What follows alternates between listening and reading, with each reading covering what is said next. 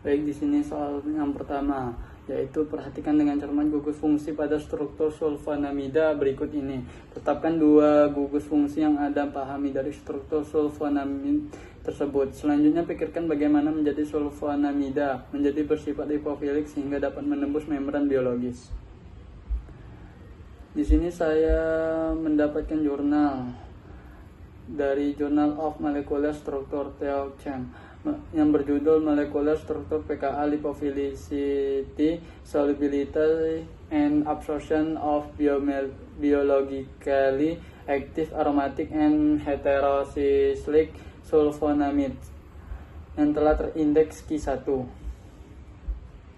yang dimana dijelaskan sulfonamida secara struktural dicirikan oleh adanya gugus fungsional sulfonil SO2 yang terikat secara kovalen pada gugus amina yang mengandung nitrogen NH, membentuk farmakofor khas yang mengatur reaktivitas kimia dan aktivitas biologisnya. Gugus sulfonil karena efek penarik elektronnya yang kuat dan polaritasnya yang tinggi, secara signifikan meningkatkan sifat hidrofilik senyawa tersebut, sementara gugus amina berkontribusi pada interaksi ikatan hidrogen dan ionisasi parsial.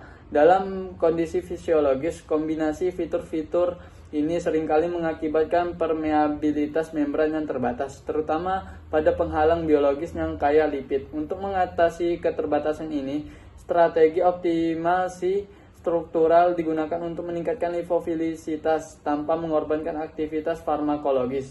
Salah satu pendekatan yang efektif melibatkan pengenalan substituen hidrofobik seperti cincin vinil tersubstitusi atau rantai alkil bercabang yang meningkatkan hidrofobisitas molekuler dan meningkatkan partisi ke dalam membran lipid. Selain ini, modifikasi kimia pada atom nitrogen termasuk N-alkilasi atau N-asilasi dapat mengurangi derajat ionisasi dan kapasitas ikatan hidrogen sehingga meningkatkan difusi pasif. Strategi yang lebih canggih mencakup desain prodrug di mana gugus fungsional polar ditutup sementara untuk memfasilitasi transport membran dan kemudian diregenerasi melalui proses enzimatik in vivo. Modifikasi yang ditargetkan ini menggarisbawahi pentingnya manipulasi gugus fungsional dalam mencapai sifat farmakokinetik optimal untuk turunan sulfonamida. Baik, selanjutnya soal yang kedua, yang dimana jelaskan bagaimana merubah lipofilisitas suatu sediaan obat menjadi lebih hidrofobik sehingga meningkatkan bioavailabilitas di dalam tubuh. Berikan contoh konkretnya. Di sini saya telah mendapatkan Journal of Medicinal Chemistry yang telah terindeks Q1, yang dimana dijelaskan modifikasi hidrofilisitas obat merupakan aspek penting dalam optimasi farmasi, khususnya dalam mengatasi tantangan yang terkait dengan kelarutan dalam air yang buruk dan penyerapan oral yang terbatas. Hidrofilisitas secara langsung mempengaruhi laju pelarutan obat dalam cairan biologis, yang merupakan persyaratan untuk penyerapan sistemik. Salah satu strategi yang paling banyak yang merupakan persyaratan untuk penyerapan sistemik, salah satu strategi yang paling banyak diadopsi untuk meningkatkan hidrofilisitas adalah pembentukan garam ionik dari senyawa asam atau basa lemah, yang secara signifikan meningkatkan kelarutan dalam air dengan meningkatkan derajat ionisasi. Misalnya, mengubah sulfonamida yang kurang larut menjadi garam natriumnya dapat secara nyata meningkatkan profil pelarutannya di lingkungan gastrointestinal. Lebih lanjut, penggabungan gugus fungsional polar secara sengaja seperti gugus hidroksil, amino, atau karboksil dapat meningkatkan interaksi antar molekul dan molekul air melalui ikatan hidrogen dan interaksi di pol-pol.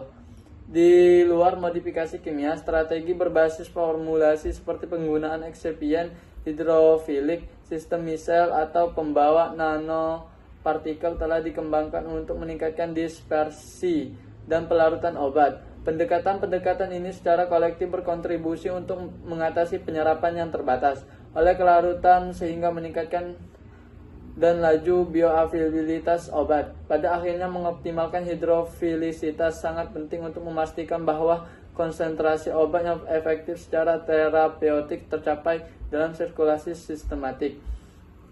Lanjut soal yang ketiga, yang dimana jelaskan sekurang-kurang 3 hal sensitif pada sediaan injeksi. Terjadi interaksi antara bahan aktif dan eksipien. Berikan contoh masing-masing. Di sini saya mendapatkan jurnal dari Pharma Interaksi Journal of Pharmaceutics yang telah terindeks Q1, yang dimana dijelaskan pengembangan sediaan parenteral memerlukan pemahaman komprehensif tentang potensi ketidakcocokan antara bahan aktif farmasi dan eksipien, karena interaksi tersebut dapat secara kritis membahayakan kualitas produk dan keamanan pasien. Di antara penentu utama adalah pH formulasi yang mempengaruhi stabilitas kimia dan perilaku ionisasi zat obat. Banyak obat rentan terhadap jalur degradasi yang bergantung pada pH, termasuk hidrolisis yang dapat menyebabkan hilangnya potensi dengan cepat dalam kondisi yang tidak menguntungkan. Selain efek pH, mekanisme degradasi kimia khususnya oksidasi merupakan masalah yang signifikan dalam formulasi injeksi. Eksipien yang dimaksud untuk menstabilkan formulasi seperti antioksida dalam kondisi tertentu dapat berpartisipasi dalam reaksi redoks yang secara tidak sengaja mempercepat degradasi obat. Faktor penting lainnya adalah ketidakcocokan ionik, di mana keberadaan spesies bermuatan terutama kation multivalen dapat mengakibatkan pembentukan kompleks atau pengendapan obat. Contoh yang terkenal adalah ketidakcocokan antara ceftriaxone dan ion kalsium yang menyebabkan pembentukan endapan yang tidak larut yang menimbulkan risiko klinis serius. Faktor-faktor ini menyoroti perlunya praformulasi dan studi kompatibilitas yang ketat untuk mengidentifikasi atau mengurangi potensi interaksi, memastikan stabilitas fisikokimia dan keandalan terapeutik produk obat suntik. Lanjut pada soal 4, yaitu jelaskan satu contoh kasus dalam sediaan obat yang Anda pahami. Adanya ikatan ion yang dapat mempengaruhi aktivitas serta eliminasi obat tersebut. Berikan salah satu contoh konkretnya. Saya telah mendapatkan jurnal dari Journal of Molecular Structure Theochem yang berjudul Molecular Structure PKA Lipophilicity, Solubility and Absorption of Biological Active Aromatic and Heterosulfonamides, yang telah terindeks Q1, yang dimana dijelaskan interaksi ionik sangat mendasari bagi mekanisme kerja obat serta proses yang mengatur disposisi obat di dalam tubuh. Dalam banyak kasus, kemanjuran obat bergantung pada kemampuan molekul untuk membentuk interaksi elektrostatik dengan residu bermuatan atau ion logam di lokasi target biologi.